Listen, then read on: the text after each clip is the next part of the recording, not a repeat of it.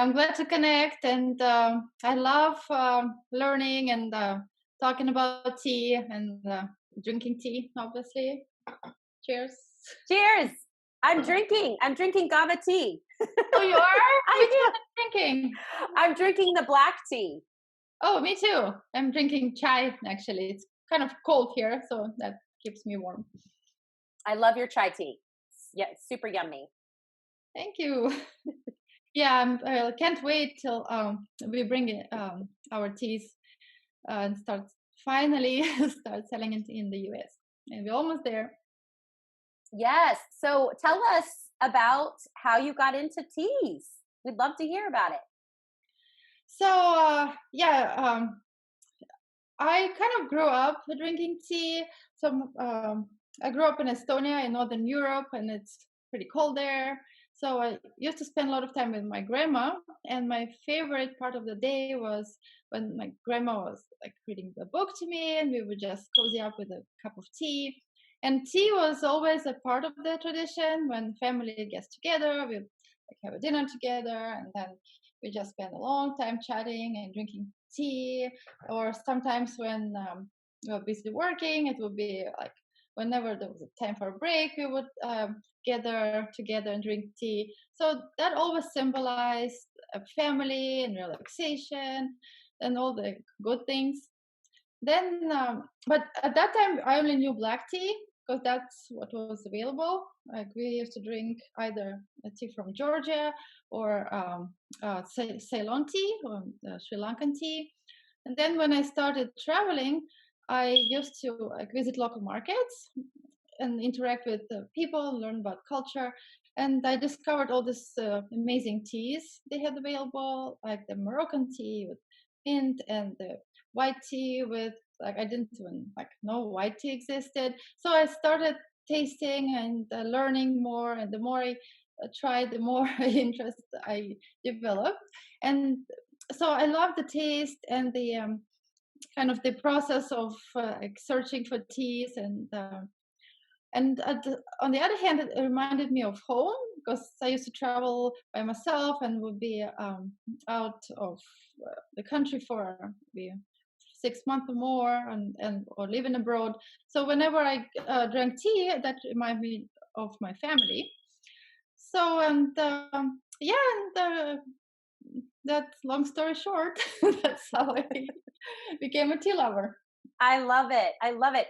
And I find so one of the things that I think is so fascinating about your story is how you picked up and left the US and moved to India, right? To go and create relationships with the growers. Can you tell us a little bit about what that was like, and what made you decide to do that? Sure. So that was an unexpected move, but that was like definitely crucial to us connecting to the local communities and just kind of getting the whole idea together. So, as you mentioned, my husband grew up on tea plantations in India, in the Nilgiris, and his entire family has been involved in tea for generations. His dad runs the tea factory, and so their house literally is like the bottom floor is a tea factory, and the top floor is the like the rooms.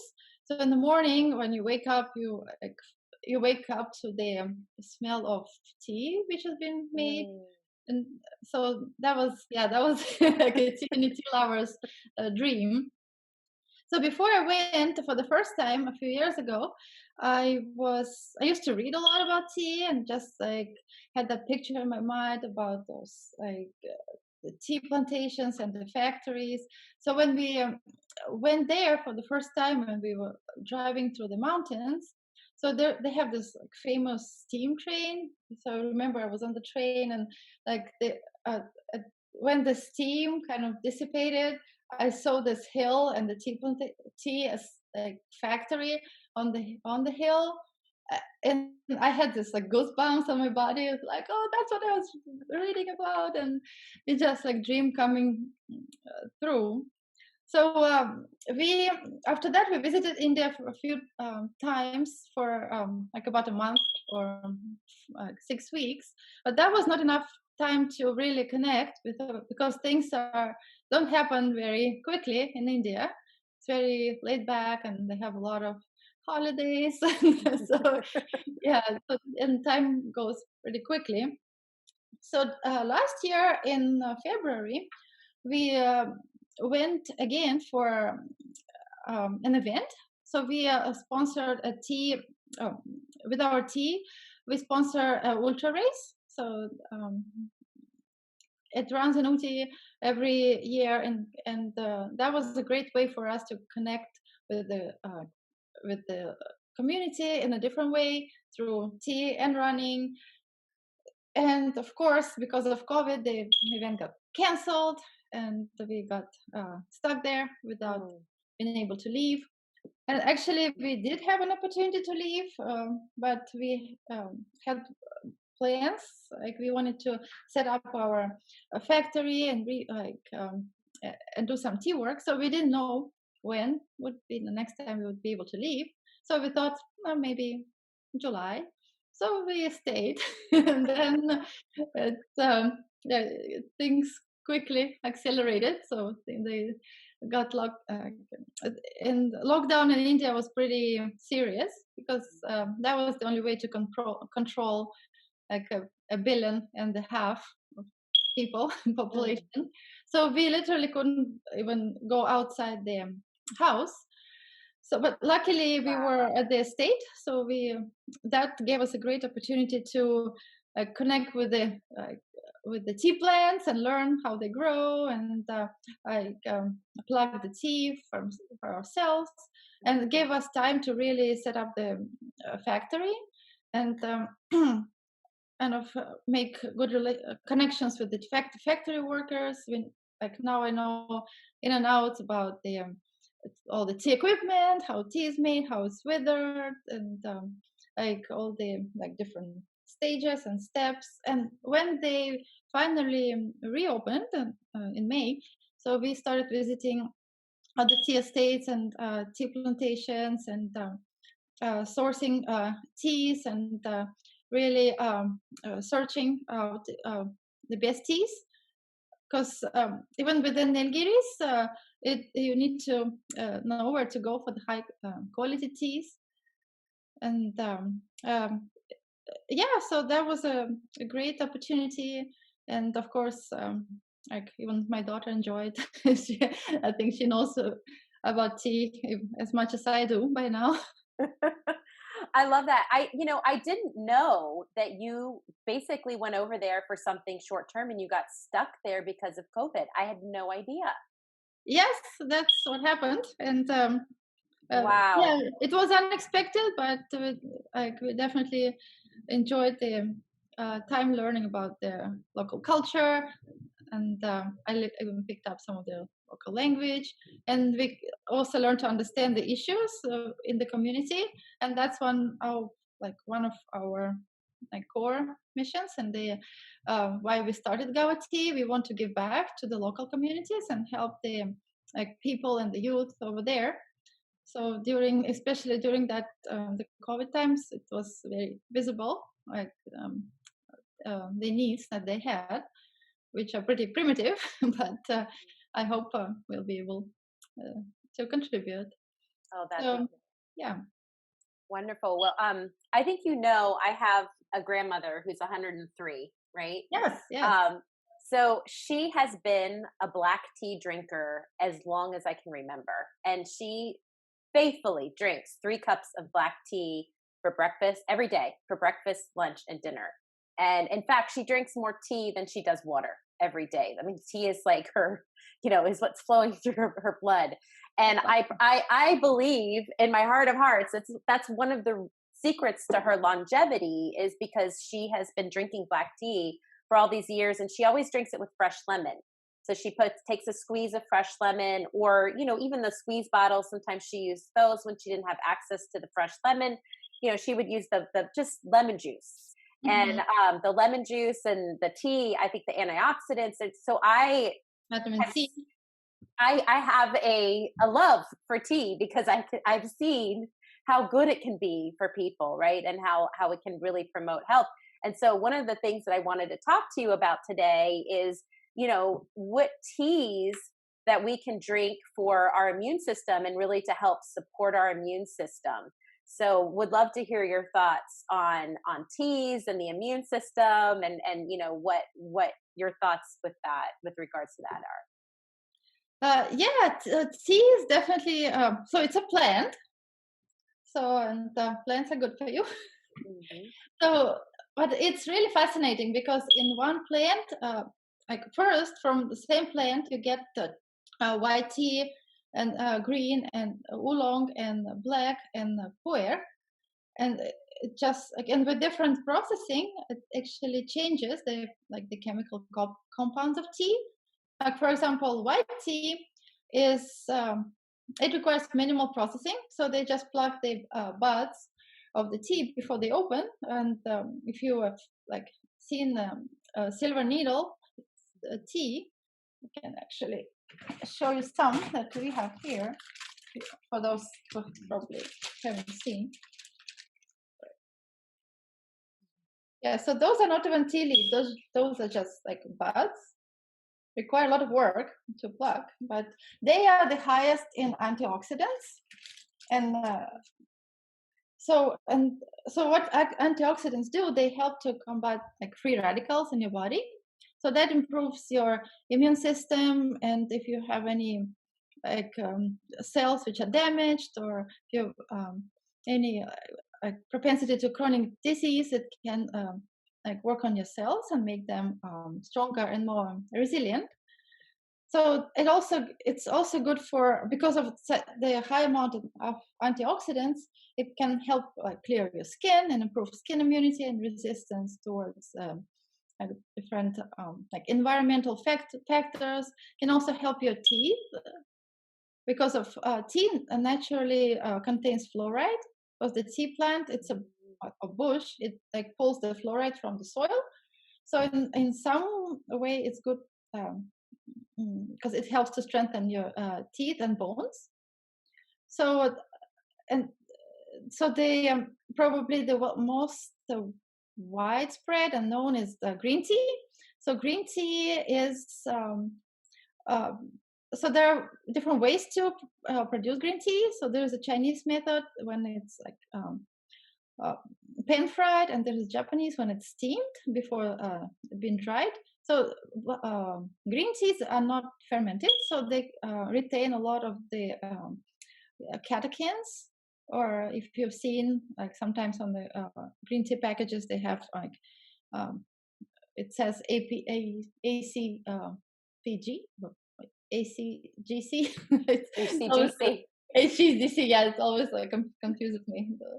So those are catechins which are present in tea, and they're actually up to 100 times more potent when it comes to your immunity than even vitamin C in lemon. Wow. So yeah, that's amazing. So they yeah, green tea can do wonders for your like immune system if you consume it regularly. Like as you said, at least 3 cups a day or more. And yeah, as long as it's a good, fresh, good quality green tea, and organic, preferably, and um, yeah, and so that's the key, I think, to all teas. It should be um, the highest quality you can find, and preferably organic. Yes. So the black tea, like a lot of people think that green tea is superior to black teas. In some way, it is, because it has more the of the catechins. But when black tea is produced, so one of the steps is fermentation. So during fermentation, the tea creates the enzymes. So during the process, some of the catechins they turn into flavonoids. So and Mm. so that black tea is amazing when it comes to like your protecting your immune system, then especially your respiratory system. So probably during COVID times, or even like onset of COVID, you may have heard a lot of new research or a lot of publications or news that the black tea helps with your respiratory system and lungs, which is true.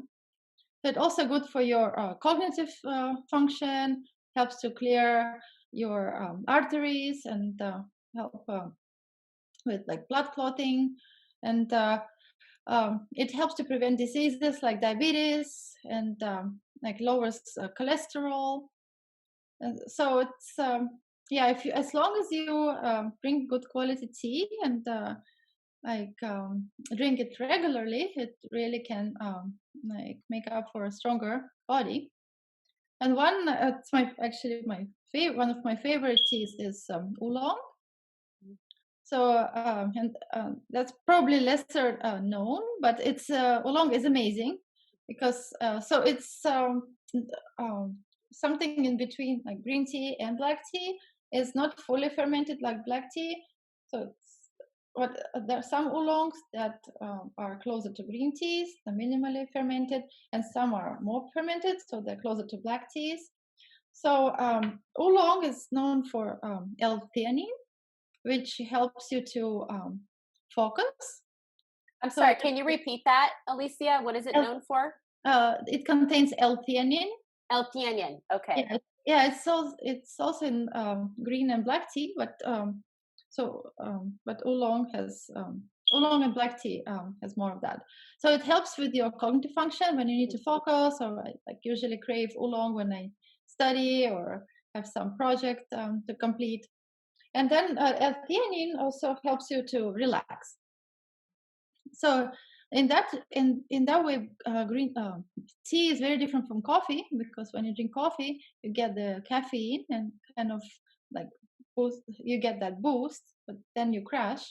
But with tea, because it has a caffeine and it has some other compounds which like boost your other body systems, so it's kind of like evenly distributed within like your body. And but you also get L-theanine, which helps you to like relax and be calmer and more focused. So that's what I love about tea, because it's just like you get everything in one tiny package, so to I speak. love it. I love it. So you said we talked about white tea, which you said it has the highest antioxidant levels, right? White Right. tea. We talked about green tea Yeah. for immune system. We talked about black tea, right? So those are three good teas to help sort of support and boost the immune system. And And then, oh, go ahead.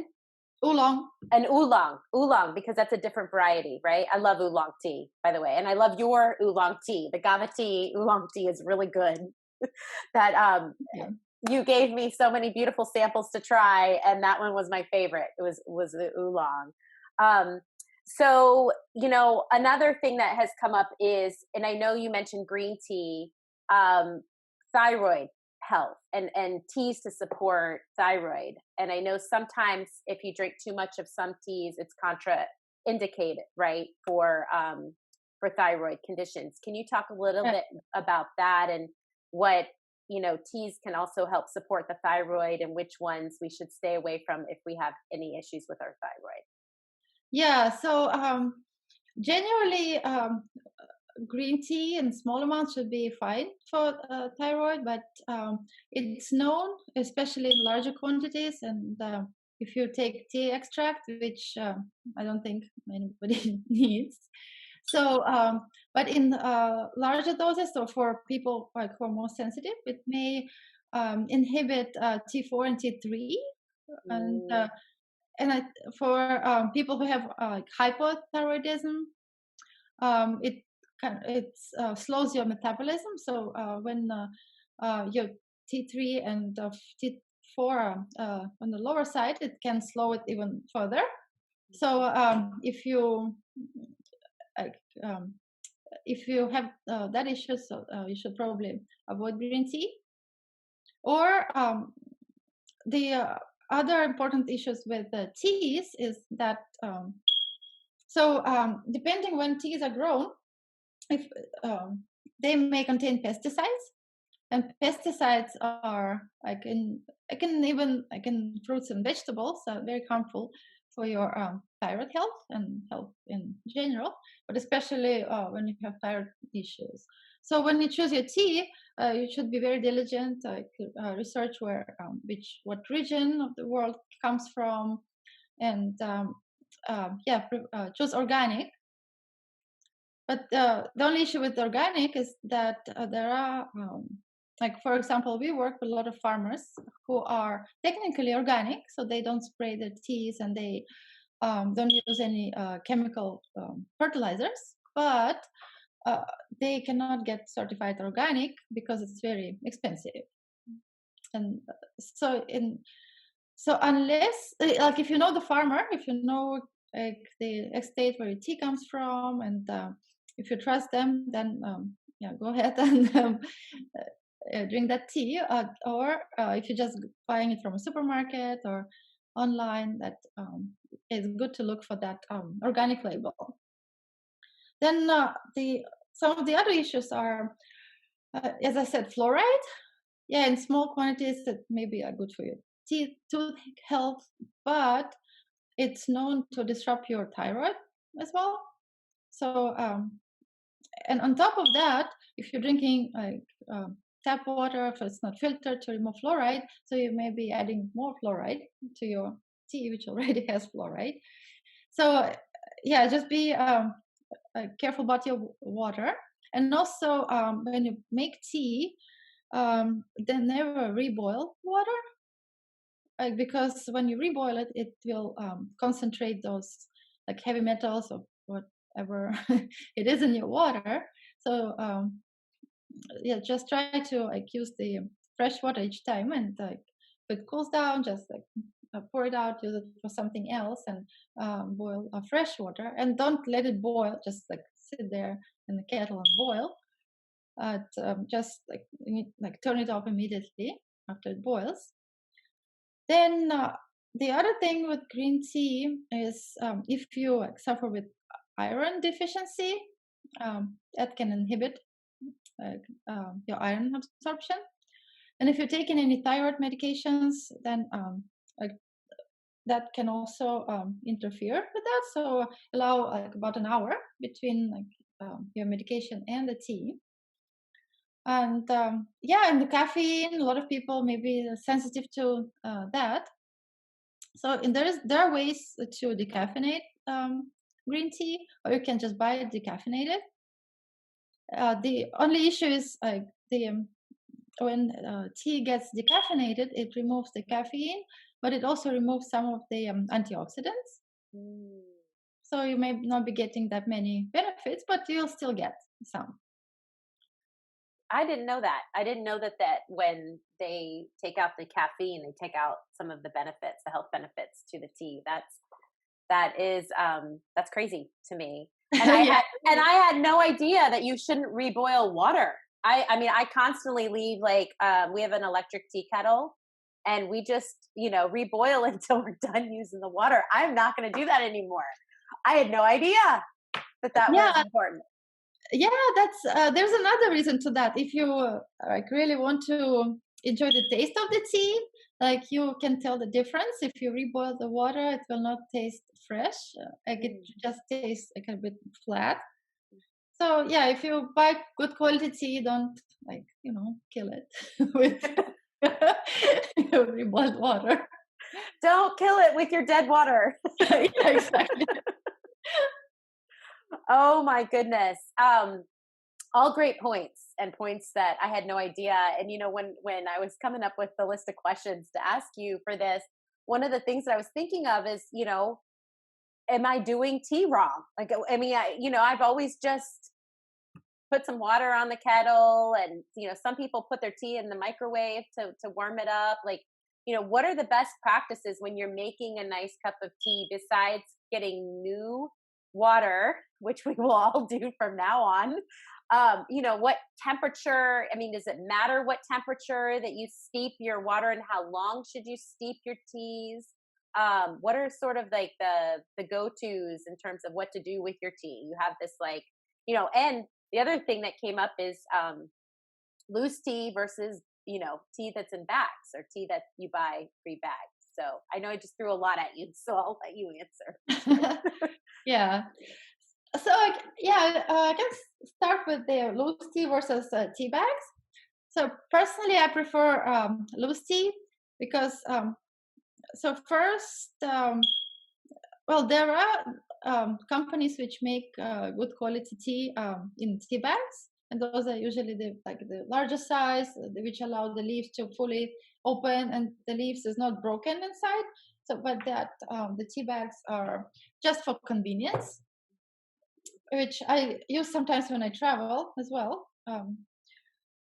So there are a couple issues with tea bags. The tea bag itself may be made of some material which you don't want in your tea, and the other issue is that the tea may be lower quality because usually the conventional tea bags, the tea which goes into it is like like so when they make tea, they have those like sifts. So the first one is the larger leaf, and then it goes down, and then the second one is the smaller leaf, and they so those are different tea grades. So usually, what goes into tea bags is one of the lowest grades, and so that's probably not what you'd want for your health. And the other thing is, what shocked me when I went gluten free is that a lot of the tea bags actually use gluten in to close them, to seal the bags off, which I had no idea either. Yeah. So I just wanted to mention that as well. Yep. Yeah. So so there are some tea bags which are like you can like get a tea bag and fill it with the tea if you're traveling. But like the best way is just to have like good quality loose tea where the leaves are like whole, like it's as minimally processed as possible, fresh. So and generally tea, if you store it properly, like with in an airtight container, it will keep fresh for up to 2 years. The best is to use it within the first 6 months and keep it like far from moisture, from spices, because tea is like a sponge; it just absorbs all the other smells and loses the flavor and the health benefits as well. Like if you just Oh, open.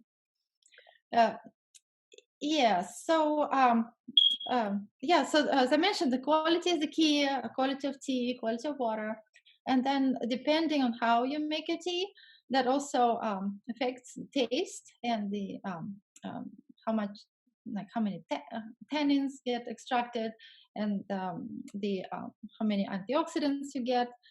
Like for example, if you're making black tea, so black tea can stand high temperatures, like pretty much like boiling water. I don't recommend cooking it. So just like turn the water off and then pour it over a black tea. So you generally can steep it for like 4 to 5 minutes, and it depending on the like size of the leaves. Generally, the larger leaves need high, like longer for steeping, and smaller leaves steep faster. But the beauty of the large leaves that sometimes they will not open fully at the first steeping, so you can like drink the tea and re-steep it, and sometimes you'll be surprised that you actually get a different flavor out of that because the leaves just start to open. So and another good thing about that, so like if you're using your tea bags, so they can like be more expensive because the production is expensive and you can pretty much use it once. When you have high quality full leaf tea, you can re-steep it up to like 3 or 4 times, sometimes like even 7 times. So wow. so if you know calculate the price per cup, but pretty affordable. I love that. I love that you can steep your tea up to 7 times. That's amazing. Yes, and one of my husband's uncles, he is that like a tea wizard, and he he likes to experiment, and yeah, and that's what I learned from him, because I used to steep my tea for. There are different methods. Like you can steep it for like a minute, and then pour it out, like drink it, and steep it again for a minute. And I like ask him, why don't you just like steep it for 3 minutes or 4 minutes? And he's like, no, but every time you steep it, you get a different tea, so it's not the same. So that's one way to steep it as well. Mhm. So with oolong tea, as I mentioned, black tea can stand boiling water. Then oolong needs a little bit cooler water, maybe like 195. And green tea, you want it to be probably around 175 to 180 degrees, and steep it from 1 minute to like 3 minutes or 4 minutes, depending on the tea and depending on the size of the leaf. So green tea can be tricky that way. A lot of people say like, "Oh, I don't like green tea; it's very bitter." But it's bitter because you may be using water which is too hot, and that will extract too many tannins, and like you'll get that astringency in your mouth, which like feels bitter. So yeah, but some green teas are really wonderful, like sweet or flowery. So yeah, you can experience like a better taste, and of course, when as a health thing, as a health coach, you know that like in order to stick to something, some good habit, you need to it it should be something you enjoy. So as I like to say, like the best tea for you is the one that you keep drinking. I love that. I love that. So, going back to the teas for thyroid, we talked about drinking too much green tea can be you know contraindicated, right, for anyone with thyroid, Mhm. or to stay away from green tea. We also talked about caffeine, making sure that we kind of limit the caffeine. Is there anything else that anyone who has any thyroid conditions, any other teas we should stay away from? Well, there are a lot of herbal teas which may be contraindicated. I know that the ones which are generally safe for thyroid are chamomile. Mm. It also helps you to relax. So in general, rooibos is Mhm. safe for most people. Even like children can drink it. It's free of caffeine and it's good for immunity. So I'm not sure which one to stay away from, like because I'm not a herbalist. Mhm. But yeah, if you're like sensitive to caffeine, probably you should like maybe drink decaffeinated tea, or try some herbals like Mhm. peppermint, or um, even like lemon tea. It's like hot water and lemon. Be Mhm. pretty good. Yes, that sounds delicious too.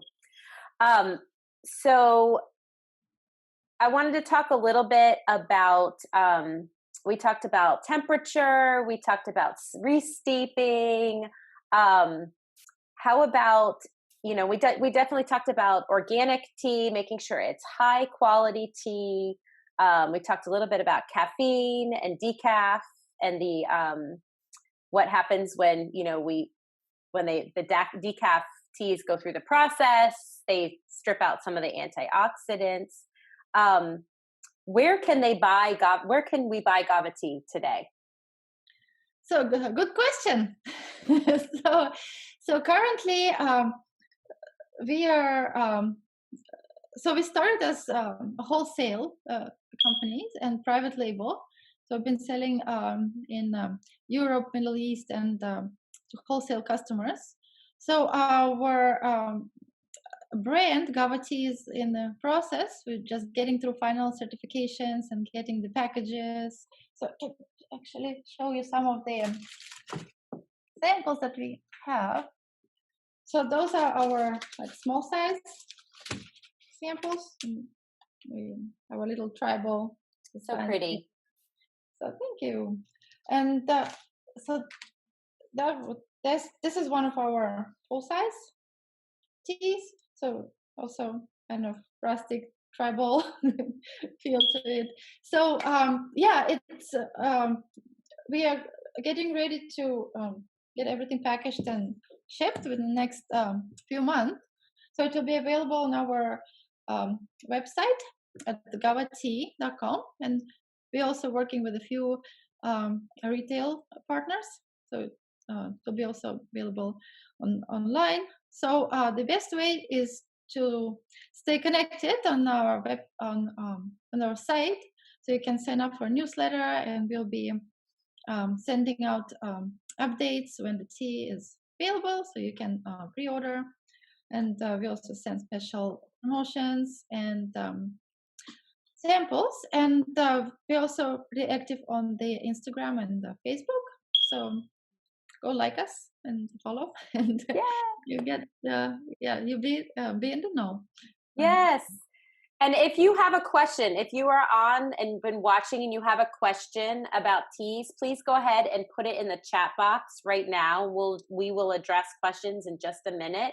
So any questions about anything we talked about that you want us to talk about in a little bit more depth or address, feel free to type in your question right now if you're at home watching.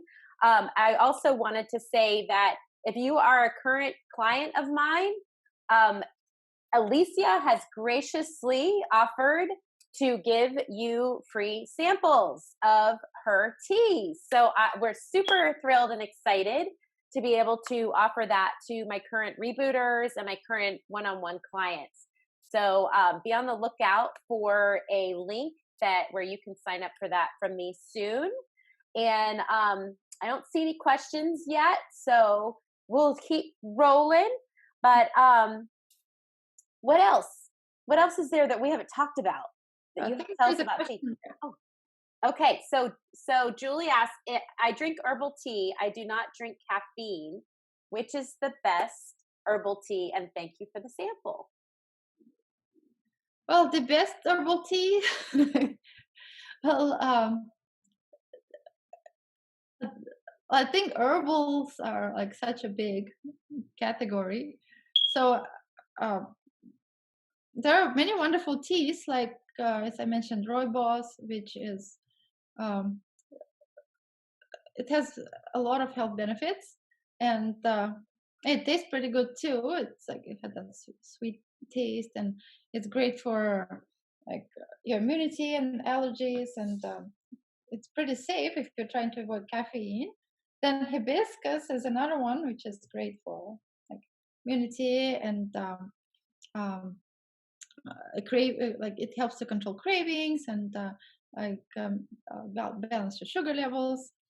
Like chamomile, but like there's so many herbal teas. It just depends on your preferences.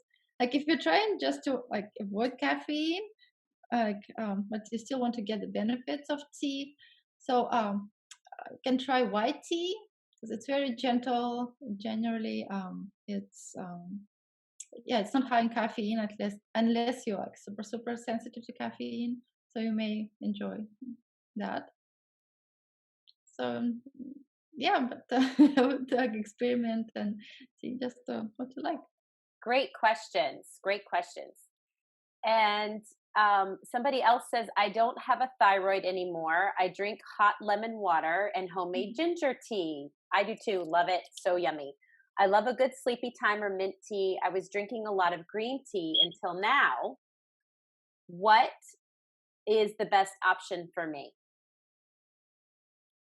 So good to mention ginger because in general, generally ginger is great for thyroid as well. So but like I think the best way is like just like check with your doctor if there's still any contraindications and like go from there. Yeah, lemon water is great. In general, ginger or lemon water, like green tea, unless you're like sensitive to caffeine. Mm-hmm. She says she likes mint tea too. I don't know if I've said that before. Sleepy time or mint tea. Oh, mint tea. Yeah, mint tea is good. Yes. And so, and I think she said she was drinking a lot of green tea before, but it's contraindicated for thyroid, right? Yep. So it's something that we have to Yeah. be So you tread drink very, a lot of it. Yep. yes.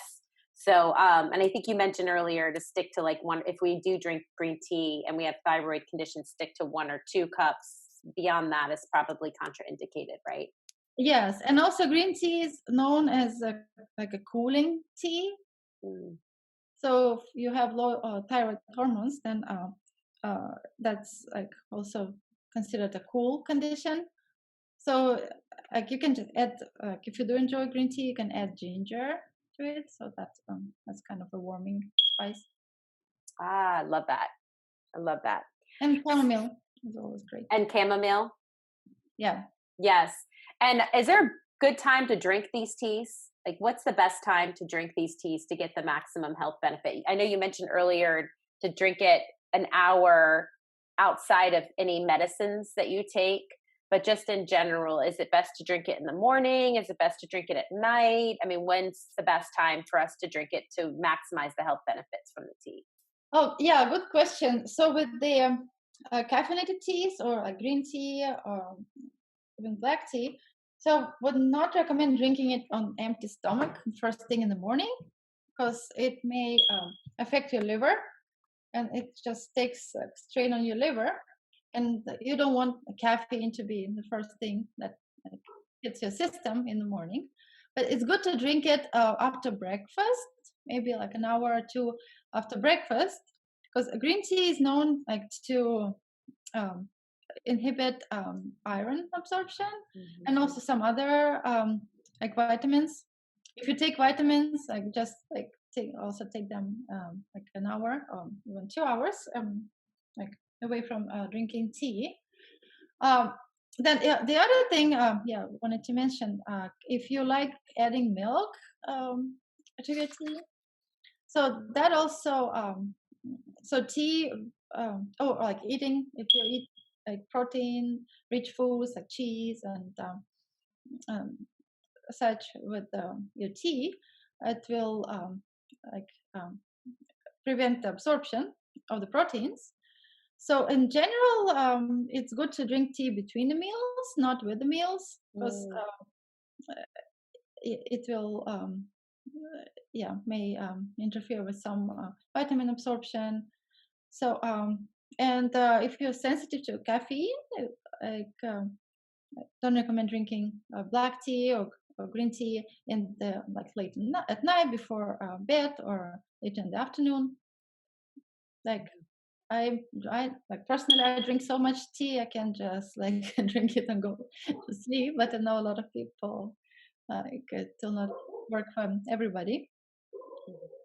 And Um, and chamomile is a diuretic, right? So I always tell people to make sure you leave time between your cup of chamomile before bed and when you actually go to sleep, right? Because you don't want to have to wake up in the middle of the night and have to use the bathroom or an hour after you go to bed, right?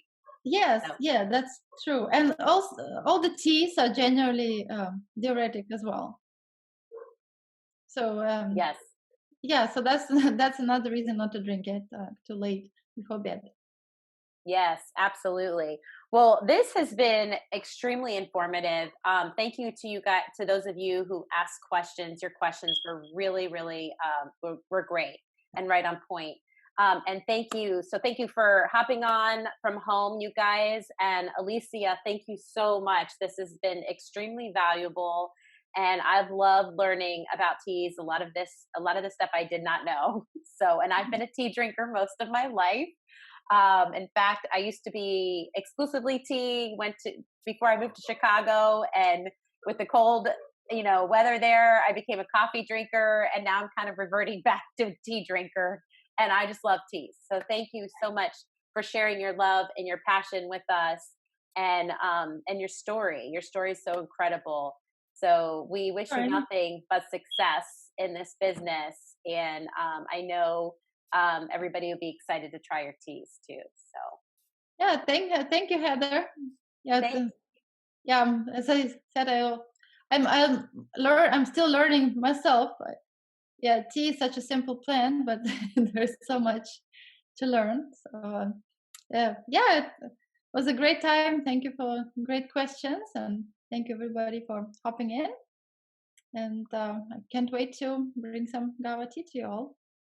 Wonderful. Well, thank you. Thank you, everyone. Have a great night and hope you stay well. Drink some tea. Drink some tea. Bye. Bye.